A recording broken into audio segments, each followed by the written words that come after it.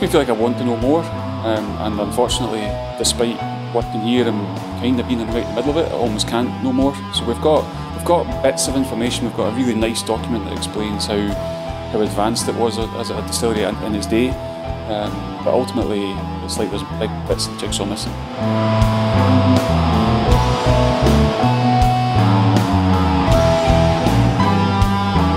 And I think probably the second week of my induction I got introduced into Ladyburn at that time. And I suppose if I cast my mind back now, to me that was very much the showpiece of the site at that time. And what I remember about it is actually going in and seeing the the pristine condition, the tidiness, the stills were all shining.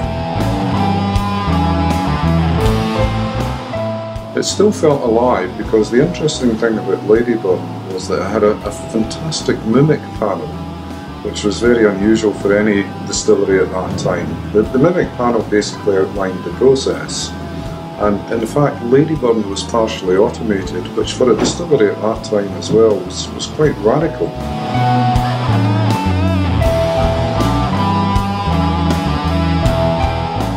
Yeah, so the cask for the Whisky Shop is as far as it can be. It's a classic Ladyburn. We don't necessarily know what that style was intended to be way back in the day.